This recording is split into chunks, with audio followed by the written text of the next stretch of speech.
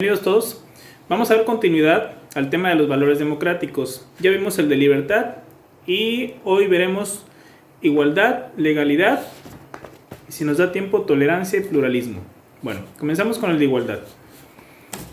Si la democracia consiste en que el pueblo ejerza el poder de modo directo o indirecto, cualquiera de sus miembros debe tener la posibilidad de acceder a los puestos de mando o intervenir en los cuerpos colegiados que elaboran las leyes en representación de todos, poder votar y ser votado. La igualdad supone que todos valgan lo mismo, que cada ciudadano disponga de igual poder, de manera que nadie pese más que otro, es decir, que ningún individuo debe poseer ventajas sobre otros. Bueno, comenzamos con estos primeros dos párrafos. ¿Qué nos está diciendo acá? Que en una democracia todos debemos de tener la posibilidad de participar como candidatos, para acabar pronto, si queremos participar en alguna elección popular. Es decir, que no nos limiten el que nosotros podamos pretender ser el gobernante dentro de lo que sería una democracia. Obviamente existen procedimientos en donde tienes que adquirir primero una candidatura, después ganar el cargo de elección popular para poder ser el gobernante, pero que no exista una limitante. Recuerden que las monarquías, que digamos es la contraposición de la democracia. La monarquía es el poder de uno, en la democracia es el poder de todos, del pueblo. En la monarquía, quien iba a ocupar el cargo era precisamente el hijo del rey, que se convertiría en un futuro en rey, y así sucesivamente los nietos, bisnietos, etc. No, en el caso de la democracia, la idea es que cualquier persona, en igualdad de circunstancias, pueda competir y pueda convertirse en el gobernante de toda la población, si la población lo quiere al momento de votar por él. Pero también que tú tengas la posibilidad de que puedas ir a votar y que tu voto cuente lo mismo que la persona más adinerada, la persona más pobre del país. Es decir, que cada persona en el momento que vaya y cruce una boleta tenga el mismo poder de decisión y que no se base en temas de privilegios, en temas de estatus sociales, sino que implique uno, que cuente como uno, que cuente lo mismo el voto del más pobre que el más rico, que el de clase media. Bueno, entonces ese es un esquema que quiero que entendamos muy bien en lo que se da en una democracia bajo el tema de la igualdad. Para nosotros esto podría ser muy simple, pero recuerden que la democracia viene como respuesta a pues bastante tiempo, sobre todo en aquella Edad Media, en la que se manejaban las monarquías. Por lo tanto, lo que tenemos aquí es precisamente la respuesta en la que la gente dice, bueno, que yo pueda tomar la decisión, pero que tenga el mismo poder, que sea en el mismo nivel de la persona que tiene más dinero de la que no lo tiene. Ahora bien, continúo donde me quedé aquí en el párrafo. En un gobierno democrático, la ley y el orden jurídico no pueden convalidar una situación de privilegio a favor de nadie en razón de su nacimiento, raza, religión, género o cualquier otro factor. Bueno, recuerden que vimos, por ejemplo, cuando hablábamos de la democracia directa con los griegos, que las mujeres no podían participar en lo que era la toma de decisiones, los niños tampoco, ni los esclavos. ¿Qué nos dice acá?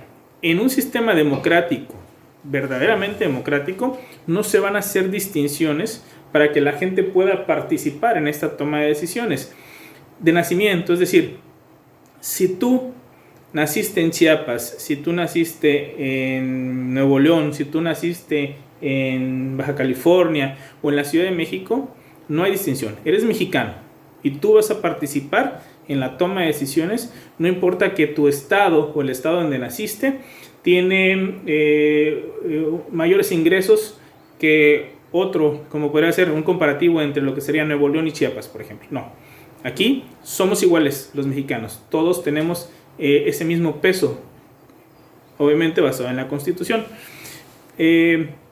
La raza, obviamente aquí en México hay, y nosotros ahí en la zona en la que vivimos, sabemos que hay muchos descendientes de, por ejemplo, en lo que es Tapachula, hay muchos descendientes de centroamericanos, de asiáticos. Es decir, Los apellidos aquí que nosotros escuchamos son apellidos que también podemos encontrar en países como China, como Japón, pero también países como Alemania. Recuerden que las personas que se han dedicado al tema del café, hace aproximadamente 100 años vinieron seguramente son sus bisabuelos, que se establecieron acá para desarrollar la industria del café. Aquí se quedaron y obviamente fueron teniendo familia. Hoy estos bisnietos de los primeros pobladores alemanes, principalmente, que vinieron aquí a la parte alta de lo que es nuestro municipio para desarrollar el café, pues son mexicanos, pero tienen esa ascendencia alemana, como hay gente que tiene ascendencia china o ascendencia hondureña, nicaragüense, etc. Entonces aquí el tema de la raza tampoco te va a ser distinto. Es decir, recuerden que estamos basándonos, como dice al principio, en un gobierno democrático, la ley y el orden jurídico. Es decir, la ley, la constitución es la que te va a dar este respaldo de igualdad. Por lo tanto, la raza, la religión, tienes otra religión o no tienes religión. Entonces, en otros tiempos sabemos que las religiones marcaban también una pauta para diferenciar a los ciudadanos. En nuestra constitución, no importa la religión que tengas, o repito, que no tengas religión, se te trata por igual. Género, bueno, ya hablábamos del tema de hombre o mujer, o cualquier otro factor que implica que en una democracia la Constitución, que es la Carta Magna, que es la ley suprema, tiene que respaldar precisamente el tema de la igualdad, dándole a todos los habitantes y ciudadanos del Estado ese respaldo de que ellos tienen, que no están por debajo de nadie, para acabar pronto, que no hay alguien privilegiado por encima de ellos para la toma de decisiones que se recuerden a través de las votaciones. Siguiente párrafo, que es muy importante, y ahí es donde vamos a detenernos un poco más. La realidad ha demostrado que el ideal democrático requiere aplicar algunos correctivos.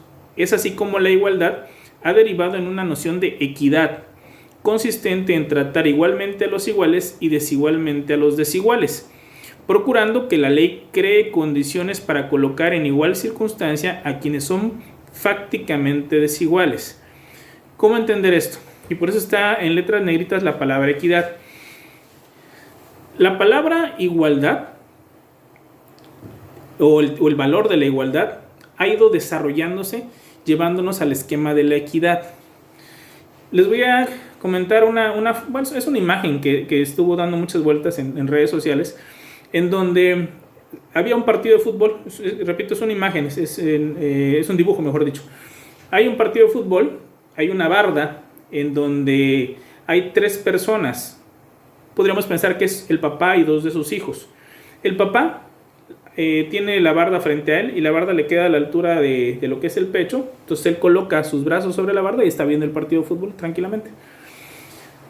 Su hijo mayor, si llegamos a pensar que es su hijo, que así parece en la foto, tiene una estatura mediana, de tal suerte que la barda le llega a la altura de la nariz y el niño sí logra ver el partido de fútbol parado sobre el piso, es decir, no requiere de ningún apoyo más que estar en el piso, pero logra ver el partido, también lo está viendo. Tanto el papá como este primer niño están sobre el piso y ambos están viendo el partido. El papá sobre la barda, el niño sacando nada más sus ojos, pero lo está viendo. En el caso del tercer niño que aparece en esa imagen, es un niño más pequeño que al estar parado sobre el piso, la barda lo tapa. Es decir, entonces él, al estar parado sobre el piso, no puede ver el partido. ¿A qué vamos con esto?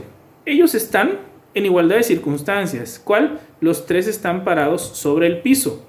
Pero hay una desventaja que tiene el niño menor. Por su estatura no puede ver el partido. De tal suerte que aquí la igualdad genera desventajas principalmente al niño más pequeño. El otro también, porque tiene cierta incomodidad para ver el partido.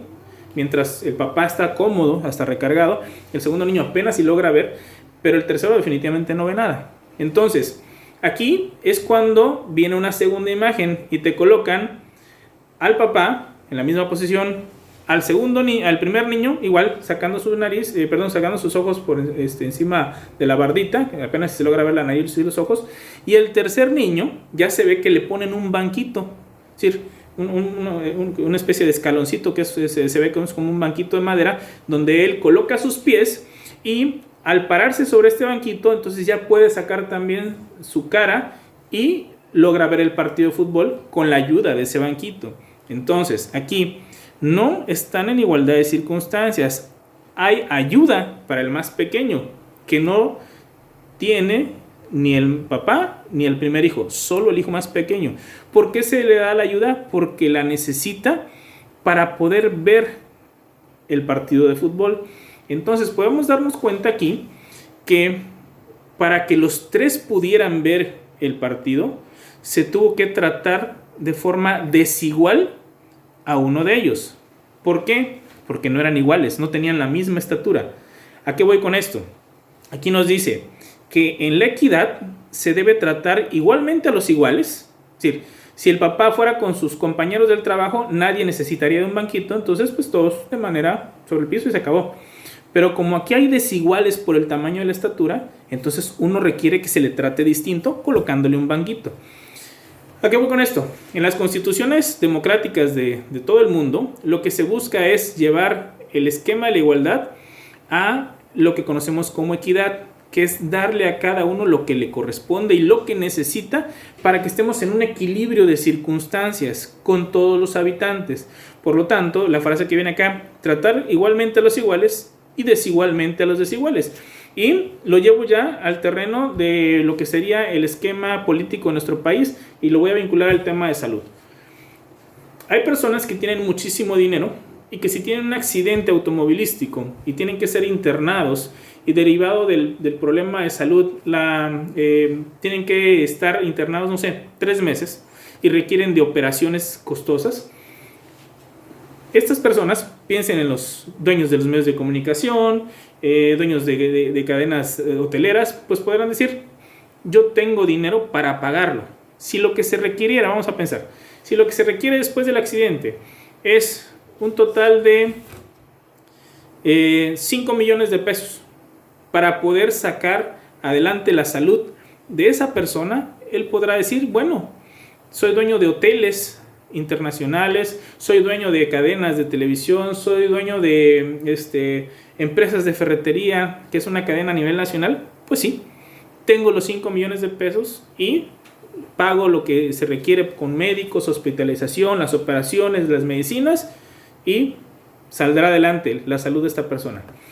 Pero hay muchísimos mexicanos que no tenemos esa cantidad para que si se nos presenta un accidente podamos pagar todo lo que se requiere, de tal suerte que ahí, si se da el accidente en una persona adinerada y en la otra persona que no tiene dinero, uno prácticamente estaría destinado a morir por falta de recursos económicos. Entonces, lo que va a hacer la constitución de un país democrático es tratar de forma desigual a los desiguales. No son iguales en el aspecto de que no tienen la misma cantidad de dinero. De lo contrario, pues le tendrías que decir, pues si los voy a tratar por igual, entonces cada quien que pague el tema de salud. La única diferencia es que uno va a poder pagar y el otro se va a morir. Entonces el Estado tiene que entrar a la protección y por lo tanto tendrá que tratar de forma desigual a los que no están en igualdad de circunstancias. ¿Qué es lo que va a hacer? Le tiene que generar un mecanismo de protección, un mecanismo de seguridad social a la persona que no tiene la posibilidad de pagar estas cantidades, y es donde surgen precisamente las instituciones de seguridad social como el Instituto Mexicano del Seguro Social, el ISSSTE, el ISTECH, o la figura también de los seguros, ¿no? Que también son seguros particulares, pero ahí ya se lo tendría que pagar directamente el ciudadano.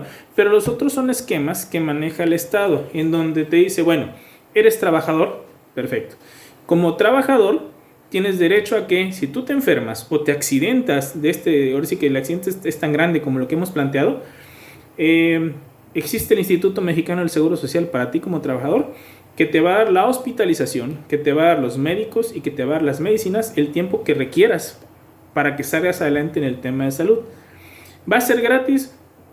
Es un decir. Al final de cuentas, a cada trabajador le van a ir descontando un porcentaje de lo que sería su salario, para efecto de que con estas cuotas se mantenga lo que es el hospital, se le pueda pagar a los médicos, se compren medicinas, también al patrón. Pero al final del día, esta persona no va a desembolsar en ese momento 5 millones de pesos. Quizá nunca en su vida necesite desembolsar 5 millones de pesos, pero en ese momento se requería y entra precisamente el Estado a protegerte. Y llegas a ese punto de equilibrio en donde el que tenía dinero puede sacar adelante su salud. Tú que no tienes tanto dinero, entonces tienes la protección del Estado para que te puedas colocar en un punto de equilibrio con el que sí lo tiene. Entonces lo que entra ahí es la equidad. Darle a cada uno lo que le corresponde y lo que necesita para que tengamos un equilibrio en las circunstancias de vida que se dan en este país. Puse como ejemplo el tema de la salud, pero también lo podemos aplicar en el tema de las personas con capacidades diferentes o las personas que tienen que están en silla de ruedas. Nosotros vemos que en las diferentes banquetas, deberían estar en todas, pero hemos visto muchas banquetas en donde ponen rampas precisamente para que una persona que usa silla de ruedas debido a algún problema motriz, entonces pueda subir a las gradas. Entonces ahí también se está dando, se le está brindando a una persona que tiene la imposibilidad de caminar por accidente o por alguna enfermedad, que tenga la manera de poder subir a una banqueta, como lo puede hacer de manera habitual una persona que podría, que no tiene ninguna dificultad o que no tiene ninguna problemática en las piernas. Entonces ahí lo que vamos viendo es que el Estado tiene que brindar esta parte que necesita la persona que en este caso utiliza la silla de ruedas. Sabemos que hay camiones también para el transporte público que ya tienen precisamente algunos mecanismos para que pueda a través del mecanismo subir una persona con su silla de ruedas a lo que es el transporte público. Y esto cada vez ha ido avanzando más y más en los diferentes países. Pero repito, esto tiene que estar precisamente en la ley, el que la igualdad implique equidad, darle a cada uno lo que necesita y corresponde para que vivamos en ese equilibrio. De lo contrario, se generarían esas grandes distancias, esos abismos que se vivieron en diferentes tiempos de nuestro país, en donde los que tenían mucho dinero pues terminaron hasta abusando de las clases sociales medias o bajas, derivado precisamente de esta diferencia y de esos privilegios que se generaban partiendo de un esquema económico. Entonces, repito, la igualdad se ha ido encaminando a nivel mundial hacia un tema de equidad. Y el último párrafo dice: estas ideas dieron origen a normas protectoras de ciertos grupos como los trabajadores, a los campesinos en nuestro país, los cuales a fines del siglo XX y principios del XXI han recibido el embate de la corriente neoliberal que acusa a tales regímenes jurídicos de paternalistas y pugna por su desaparición en nombre de la competitividad. Bueno, ¿qué es esto? Yo les comenté que en nuestro país, para tratar de que, la Constitución mexicana, para tratar de que los mexicanos estemos en ese punto de equilibrio, se ha tenido que dar se han tenido que crear algunas figuras jurídicas o algunas instituciones para proteger precisamente al desprotegido, y al final de cuentas se cae en el tratar desigual al desigual. Como cuáles, ya comenté el tema del esquema de la seguridad social, pero también se dieron figuras como la del ejido para el tema de la tenencia de la tierra. Recuerden que en su momento, algo que sucedió en la época del Porfiriato, es que a muchos campesinos se les fueron comprando, arrebatando con engaños lo que eran sus tierras, sus parcelas, y ya estaban los grandes terratenientes que eran dueños de grandes extensiones territoriales, y que los campesinos que anteriormente eran dueños de esa tierra se convertían nada más en sus trabajadores, ¿no? Y a través de aquellas tiendas de raya pues fueron explotados económicamente, ¿no? Bueno, para evitar eso, una vez que se da la Revolución Mexicana en la Constitución del 17, se modifica y se crea la figura del ejido, en la cual se buscaba que el ejidatario, es decir, el campesino, fuera dueño de la tierra, pero también compartiera esa propiedad con lo que eran sus compañeros campesinos. Pero también en su momento se prohibía que vendieran, que tuvieran la posibilidad de vender la tierra, precisamente para evitar que vinieran personas adineradas que con malas intenciones les fueran quitando nuevamente sus tierras. Entonces, la Constitución mexicana de igual manera buscó proteger al desprotegido. tenencia de la tierra, los temas laborales, la ley federal del trabajo, bueno, igual que al trabajador, al asalariado, se le brinden derechos, ya hablé de la seguridad social, para efecto de que ellos estén también con la posibilidad de tener ese equilibrio en lo que sería su vida.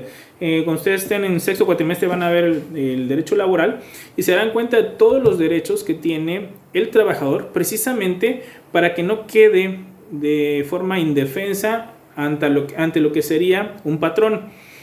Sé que son temas muy controversiales y muy discutidos en la actualidad, pero al final del día, el trabajador, sobre todo después de la Revolución Industrial, era explotado en demasía por el dueño de los medios de producción.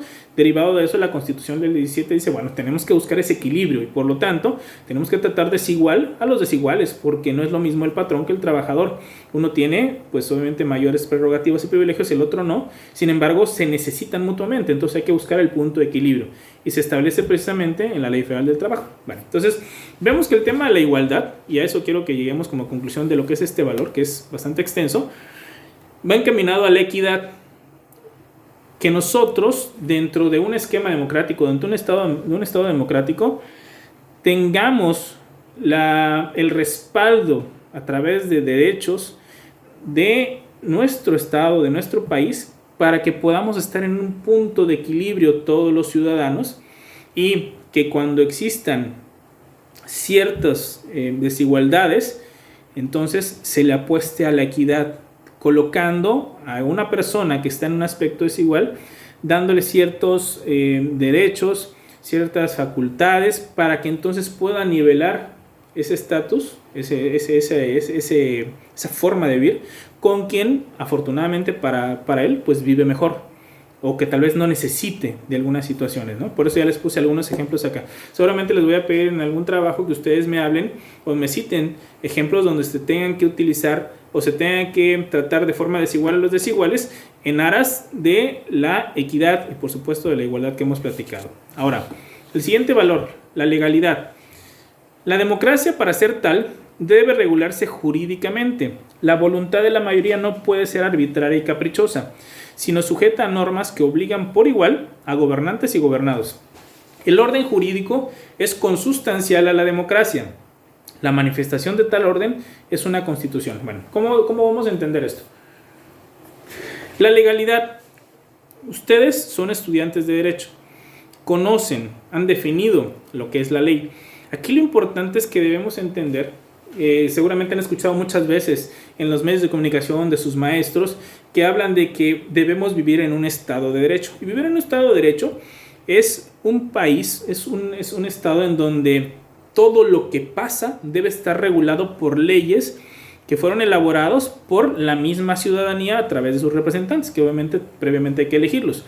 Entonces, el esquema de la legalidad en una democracia se recalca mucho porque recuerden que hay muchos ejemplos de las monarquías antiguas en donde el rey a capricho podía tomar decisiones incluso de matar a una persona porque le estorbaba, porque no le caía bien, porque podía ser un adversario político. Entonces modificaba las leyes vigentes en esa monarquía y caían en esos excesos de desterrar, incluso de ejecutar a personas, pero sustentado en que el rey tenía el derecho divino, es decir, Dios le daba la posibilidad de que él fuera el rey, él se convertía en rey y por lo tanto él tomaba las decisiones que eran buenas, obviamente él lo consideraba así, para el pueblo, pero sin tomar la opinión del pueblo. Entonces se caían arbitrariedades.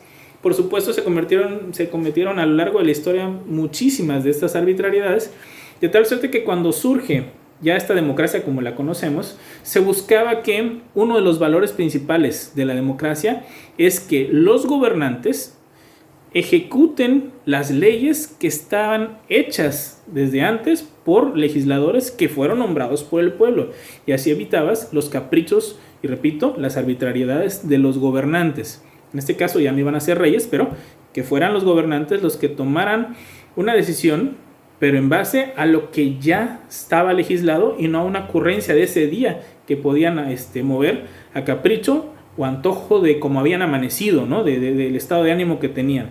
Entonces el tema de la legalidad en la democracia es muy importante. Por eso dice acá, debe regularse jurídicamente. La voluntad de la mayoría no puede ser arbitraria y caprichosa. Es decir, aún la mayoría no puede ser arbitraria y caprichosa. Si hoy le hicieran una encuesta a todos los mexicanos y le dijeran, no sé, vamos a pensar algo exagerado, ¿no? Quisieras ya salir de lo que es vamos a pensar que dijeran, vamos a votar por si salimos o no salimos del confinamiento. Ok. Puede que la gente, dependiendo del estado de ánimo, vote a favor o vote en contra, pero al final del día no lo estaría haciendo un grupo de médicos, un grupo de epidemiólogos, gente conocedora de la materia. Se lo dejarías nada más a la oportunidad que la gente decidiera por un tema emocional de ese momento. Y podríamos caer precisamente en algo que en lugar de ser benéfico fuera contraproducente. Derivado de eso, aquí se nos dice legalidad. Ya hubo gente pensante que hizo las leyes que le van a dar orden a un país. Esa gente pensante son los legisladores que debieron haber sido puestos primero por el pueblo al elegirlos a través de una votación. Ahora ellos van a decidir a través de estas leyes el orden que nos que debemos de tener en un país. De tal suerte que aunque pueda haber de momento un día en que el pueblo esté enardecido, o al otro día esté apático, o al otro día pueda estar triste o pueda estar en depresión, la ley debe estar por encima precisamente para que se cumpla un orden, esa es la palabra clave, un orden jurídico que nos ayude a tener un orden social. Entonces, el tema de la legalidad es primordial. Dice, el orden jurídico es consustancial a la democracia. Para que nosotros nos podamos gobernar como pueblo, tiene que haber un orden legal en la que nos dicen cómo vamos a elegir a los representantes y los representantes qué pueden y qué no pueden hacer. Y dentro del qué pueden y qué no pueden hacer, tiene que estar en una misma ley. Entonces, los límites de una democracia para el pueblo, para los gobernantes o para el gobernado y el gobernante, está precisamente en la ley, en la Constitución que se da al mismo pueblo a través de mecanismos. Y les voy a poner un ejemplo de algo que sucedió hace años, en donde en los años, fue 2009 creo, si no me equivoco, una francesa que fue detenida y que su detención se vio en los medios de comunicación, en un noticiero matutino, donde la acusaban de ser secuestradora. Si mal no recuerdo, era la banda del Zodíaco, así le llamaban. La llevan obviamente detenida, la procesan, pero ella decía que se estaban violentando sus garantías. La gente que había sido secuestrada por esta banda decía que reconocía la voz de una persona que tenía un acento extranjero. En resumen, la voz de esta persona de nacionalidad francesa, que en su momento había sido la novia del líder de la banda. Bueno, en resumen, se le condena por el delito de secuestro a ella, pero tiempo después se da a conocer que el operativo donde detuvieron precisamente a los miembros de esta banda fue un día antes del día que se televisó todo. Por lo tanto, se estaba violando el debido proceso. ¿A qué conllevó esto? Se movieron obviamente desde la embajada de Francia para defender a su connacional.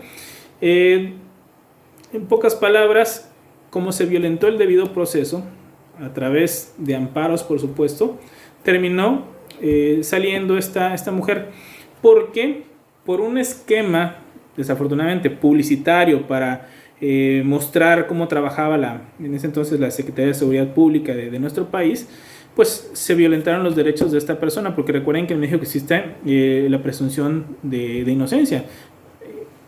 No podías decir que era culpable hasta que lo demostraron, y sin embargo la trataron como culpable y todavía se hizo un montaje para que llegara a la televisión y pudieran ver la detención, pues, al estilo de una película, ¿no? Obviamente esto conllevó muchísimos problemas para el secretario de Seguridad Pública de aquella época, para el comentarista, el titular del noticiero, y por supuesto para el gobierno de aquella época. Pero en resumen, esta mujer tuvo que salir porque le violentaron sus garantías en el debido proceso. Ahora, si es o no culpable, porque eso era lo que decían las víctimas, bueno, Y nosotros, ¿qué dice? Por un tema del procedimiento, para ellos dejaron en libertad a una persona que los había secuestrado. Esa parte pues ya queda desafortunadamente en el aire, porque debido a la violación de la legalidad en el debido proceso, esa persona tenía que salir y salió efectivamente. Hoy se encuentra en libertad. Entonces, repito, el tema de la legalidad implica que se respete la ley, que se respete la Constitución. Desafortunadamente hay casos como este en donde por respetarse la ley pues podría quedar en el tema subjetivo de si era o no culpable, pero bueno, también tiene derechos y se tenían que hacer valer los derechos de esta mujer francesa, y se violentaron efectivamente sus garantías individuales. Bueno, quedamos hasta ahí. En la siguiente lección continuaremos con los últimos dos valores, que sería tolerancia y pluralismo.